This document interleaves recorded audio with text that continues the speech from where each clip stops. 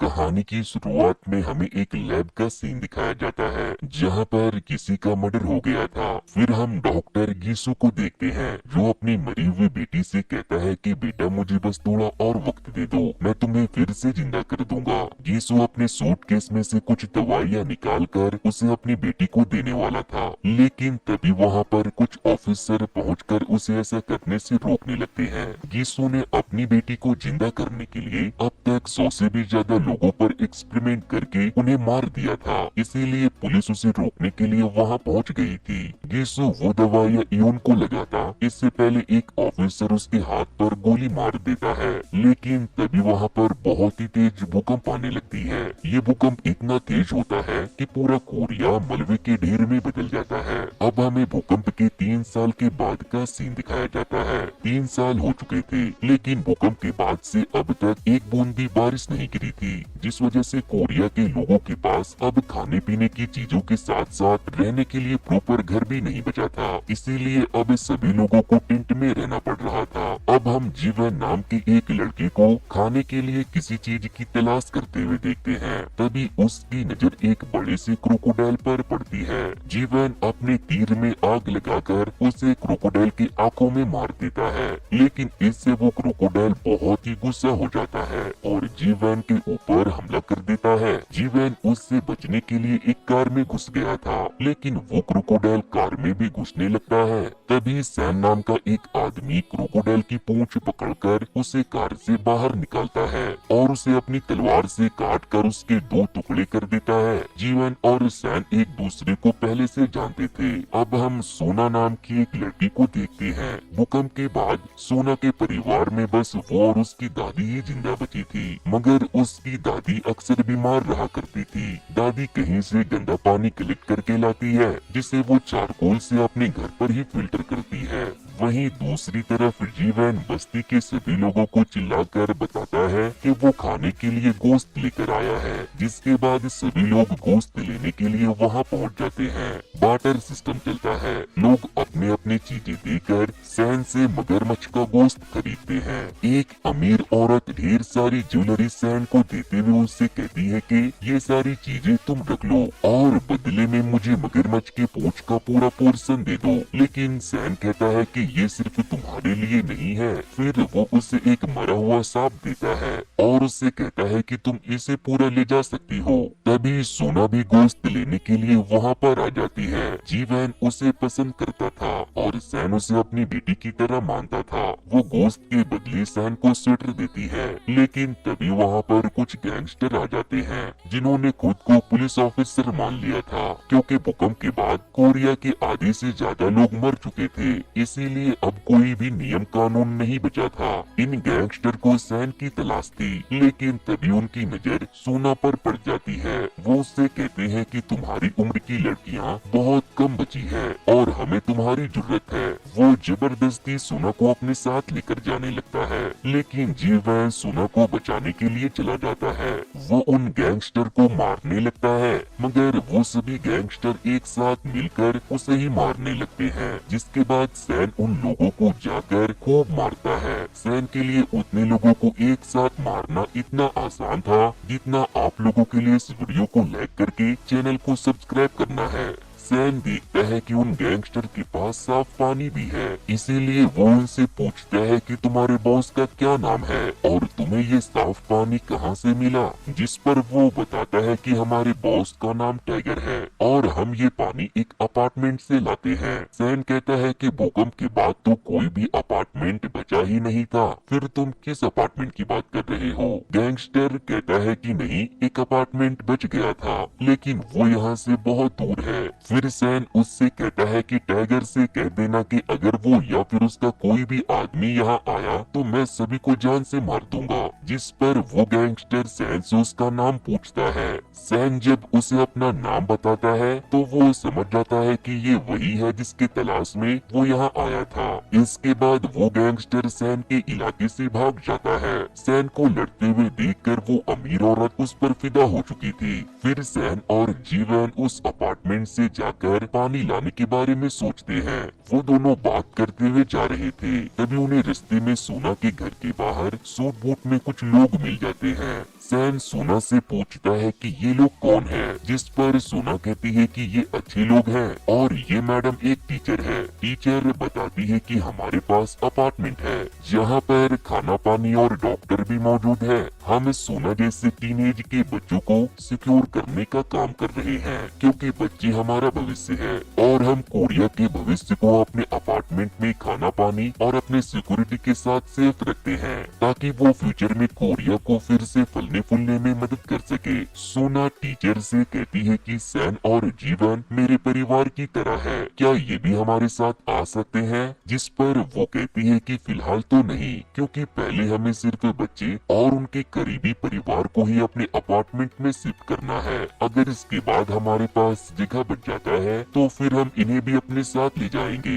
जिसके बाद सोना जीवन से कहती है कि तुम दोनों हमसे मिलने के लिए आते रहना। इतना कहकर वो उस टीचर और उसके वॉलंटियर के साथ वहाँ से चली जाती है। उनके जाने के बाद हम रात के वक्त जीवन और सैन को बातें करते हुए सुनते हैं। सैन कहता है कि आज जो उन गैंगस्टर ने सोना के साथ किया, उसके बाद अच्छा ही हुआ कि वो उन भले लोगों के साथ सेफ जगह पर चली गई। तभी जीवन नोटिस करता है कि सैन की बेटी की तस्वीर सोना के चेहरे से बहुत मिलती जुलती है, जो कि भूकंप में मर चुकी थी। दूसरी तरफ हम सोना और उसकी दादी को उन लोगों के साथ जाते हुए देखते हैं। उन्हें रास्ते में कुछ और वॉलंटियर मिलते हैं। वो लोग भी कुछ टीनेजर्स और उसके पेरेंट्स को अपने साथ लेकर जा रहे थे। दूसरे ग्रुप की एक लड़की जिसका नाम जूये था, वो सोना से दोस्ती करना चाहती थी, क्योंकि उन दोनों की उम्र 18 साल की थी। सोना भी उससे दोस्ती कर लेती है, लेकिन तभी सोना की दादी से अब और आगे चला नहीं जाता।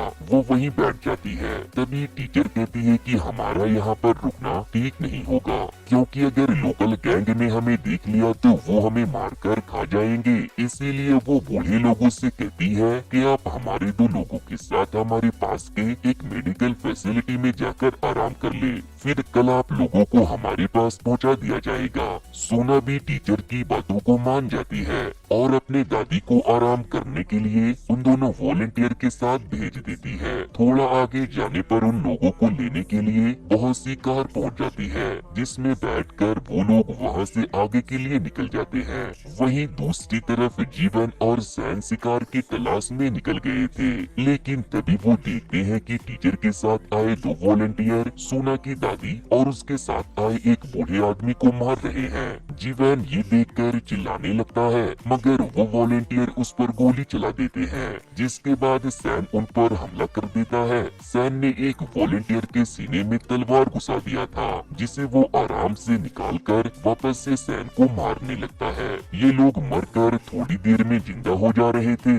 वो दोनों मिलकर उनसे लड़ने लगते हैं। तभी एक लड़की वहाँ आकर उन दोनों की उनसे लड़ने में मदद करती है। फिर जब सैन उन वॉलंटियर का गला काटता है, तब जाके वो मरते हैं। सोना की दादी मर चुकी थी, इसीलिए जीवन और सैन मिलकर उसका अंतिम संस्कार कर देते हैं। फिर वो दोनों उस लड़की से पूछते हैं कि तुम कौन हो, जिस पर वो कहती है कि मुझे अपार्टमेंट में फंसे हुए लोगों को बचाने के लिए तुम्हारी हेल्प चाहिए। जीवन पूछता है कि ये किस तरह के इंसान थे और अपार्टमेंट में कौन से लोग फंसे हुए हैं। अब हमें पास्ट का सीन दिखाया जाता है, जहां हम देखते हैं कि उस लड़की का नाम सर्जेंट ली है, जो कि कोरिया के एयरफोर्स में है। ली बताती है कि वो और उसकी टीम भूकंप के बाद के नजारे को देख रही थी। तभी उन्हें एक अपार्टमेंट मिला जो भूकंप के बाद भी खड़ा था, जिसके बाद उन लोगों ने बाकी बचे लोगों को लाकर उस अपार्टमेंट में रखने का फैसला किया। फिर एक दिन एक डॉक्टर वहाँ आए, जिसका नाम गिसु था। वो अकेला डॉक्टर जिंदा बचा था। इसीलिए उन लोगों ने उसे भी अपने पास रख लिया। डॉक्टर गीसू वहीं रहकर लोगों की सेवा करने लगे। लेकिन फिर एक दिन ली डॉक्टर के पास जाती है और उससे पूछती है कि बहुत सारे टीनेजर्स के पेरेंट्स का कहना है कि उनके बच्चे आपके पास इलाज के लिए आए थे, लेकिन वो अपने पेरेंट्स के पास वापस नहीं लौटे। तभी वहाँ पर सर्जेंट केवोन आकर अपने साथी सोल्जर को गोली मार देता है। लेकिन ली देखती है कि वो वापस से जिंदा हो रहा है। केवोन बताता है कि डॉक्टर इंसानों के बिना खाना पानी के जिंदा रहने की क्षमता बढ़ा रहे हैं और मरे हुए लोगों को वापस से जिंदा करने के ऊपर काम कर रहे हैं, जिससे हम अपने मरे हुए परिवार को वापस से जिंदा कर सकेंगे। और डॉक्टर बस कामयाब होने ही वाले हैं। लेकिन सर्जेंट ली डॉक्टर को मारने लगती है और उनसे बच्चों के बारे में पूछने लगती है, जिस पर केवोन उस पर गोली चलाने लगता है। इसीलिए वो वहाँ से भाग जाती है। प्रेजेंट टाइम में वो उन दोनों को बता रही होती है कि वो 18 साल के बच्चों पर कोई एक्सपेरिमेंट कर रहा है, जिसमें बहुत से बच्चों की जान जा चुकी है। और उसके एक्सपेरिमेंट के बाद बहुत सारे सोल्जर इन दोनों वॉलेंटियर की तरह बन गए हैं, जो जल्दी नहीं मरते। इसीलिए मुझे उन बच्चे और उनके परिवार को छुड़ाने में तुम्हारी मदद चाहिए। दूसरी तरफ हम देखते हैं कि टीचर सुना और बाकी के लोगों को लेकर उस अपार्टमेंट में पहुंच गई है। डॉक्टर गीसू उन लोगों का वेलकम करते हैं और सभी लोगों को पीने के लिए साफ पानी भी देते हैं। सोना एक सोल्जर से पूछती है कि मेरी दादी कब आएगी, तो वो कहता है कि बहुत जल्द। अब हम उस गैंगस्टर को देखते हैं जिसे सैन ने मारा था। वो अपने बॉस टाइगर के पास जाता है। टाइगर और एक दूसरे गैंग का लीडर पुंगी अपने अपने लोगों को लड़वा कर मजे ले रहे थे, लेकिन वो लोग किसी बात को लेकर खुद ही लड़ पड़ते हैं। तभी वहाँ पर सैन पहुँच जाता है और उन लोगों को लड़ने से मना करता है। टाइगर सैन को पहले से जानता था, क्योंकि वो टाइगर की वजह से ही जेल गया था। इसीलिए उसने अपने आदमियों को उसे मारने के लिए भेजा था। टाइगर पुंगी से कहता है कि अगर तुमने इस गोरिल्ला को मार दिया तो मैं अपने सारे आदमियों को तुम्हें दे दूंगा। जिसके बाद उन लोगों के बीच लड़ाई शुरू हो जाती है। सैन, जीवन और ली तीनों मिलकर पुंगी और टाइगर के आदमियों को मारने लगते हैं।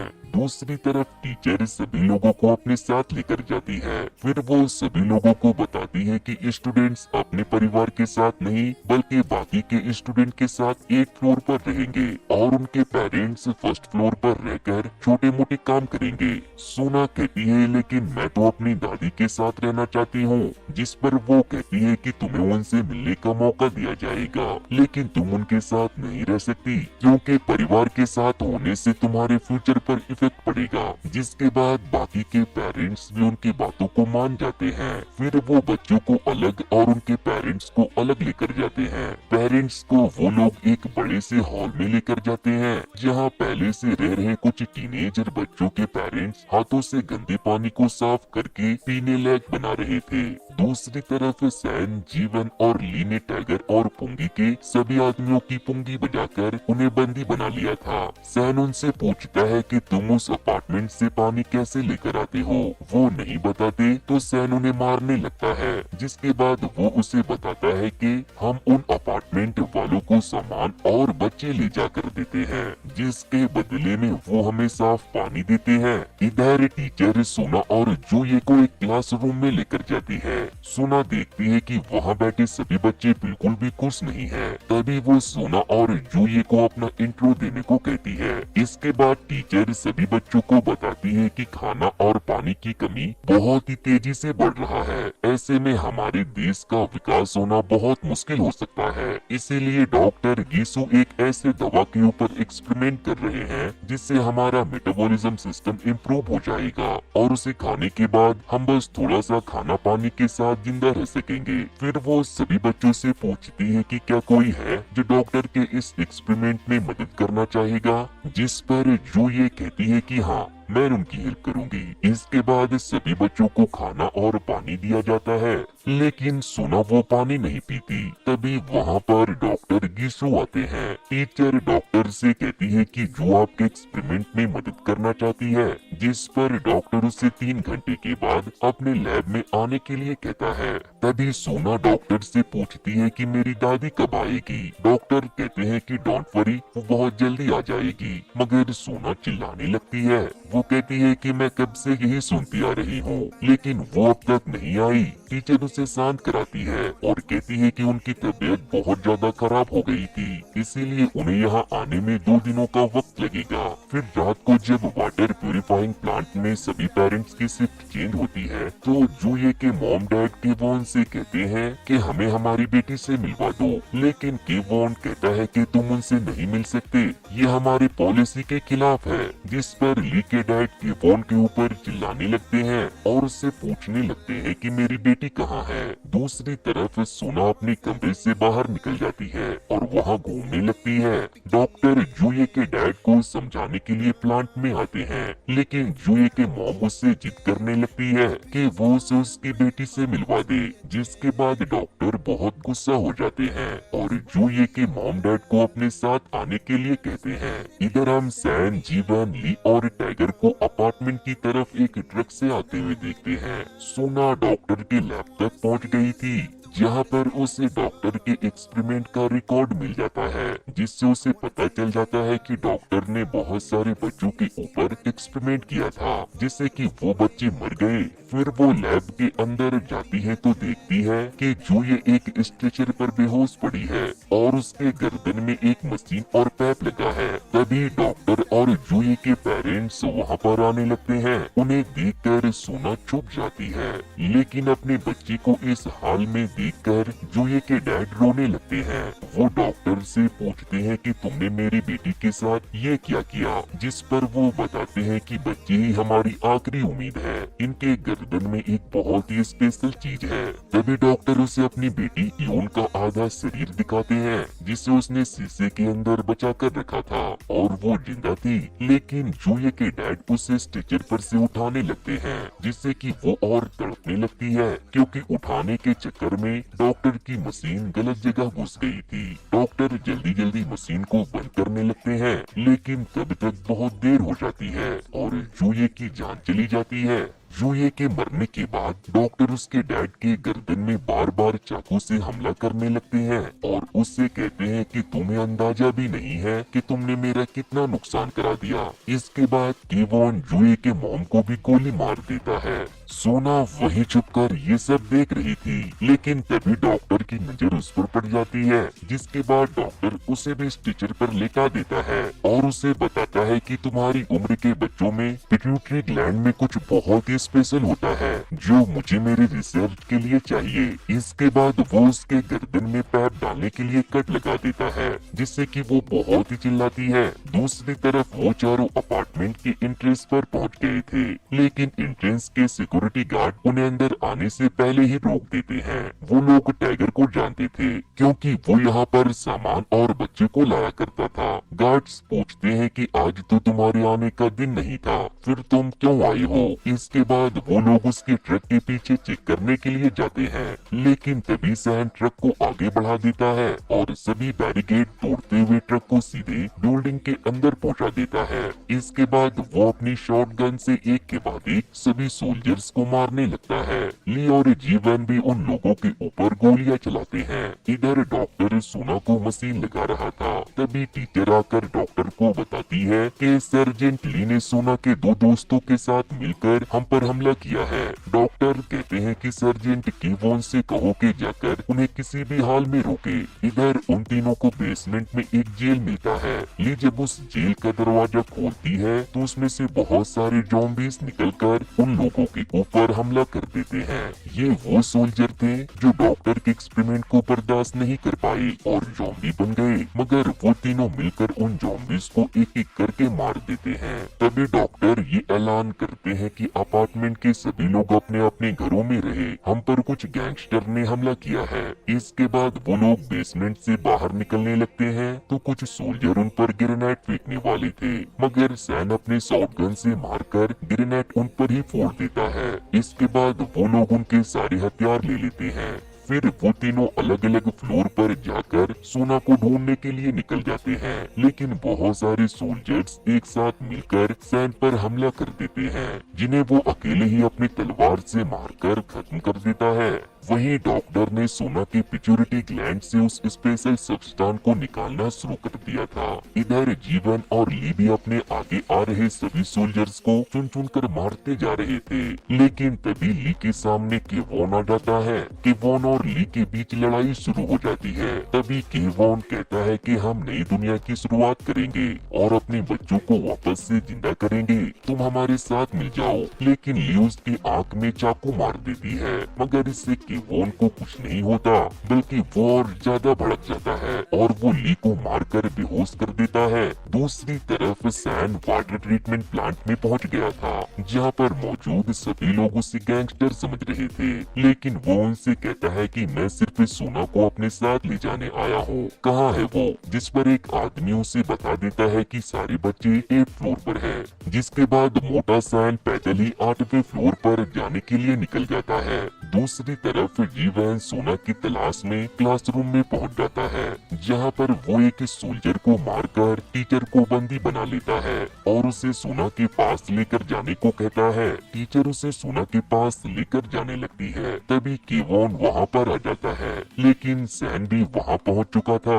वो जीवन से कहता है कि तुम सोना को बचाओ, इसे मैं देखता हूँ। सैन केवॉन को बहुत मारता है और फिर उसका सर खिड़की के कांच से काटकर अलग कर देता है। इधर डॉक्टर अपने हाथ में सोना के अंदर से वो सब्सटेंस निकालकर इंजेक्ट कर लेता है और फिर अपनी बेटी से जाकर कहता है कि अब मैं तुम्हें वापस से जिंदा कर दूंगा। तभी सोना को होश आ जाता है। डॉक्टर उससे पूछता है कि तुम होश में कैसे आ गई? इतनी जल्दी कोई होश में नहीं आता। तभी डॉक्टर को साइड इफेक्ट होने लगता है, जिस पर सोना कहती है तुमने जो स्पेशल पानी मुझे दिया था मैंने उसे पिया ही नहीं था। तभी वहाँ जीवन टीचर को लेकर पहुँच जाता है, मगर पीछे से एक सोल्जर आकर जीवन पर हमला करके उसे बंदी बना लेती है। इसके बाद डॉक्टर टीचर से इयोन को सूटकेस में डालने के लिए कहते हैं। टीचर और वो सोल्जर मिलकर उसे सूटकेस में डाल देते हैं। इधर सारे बच्चे अपने अपने पेरेंट्स के पास भाग गए थे। डॉक्टर इयोन को लेकर जा रहा था,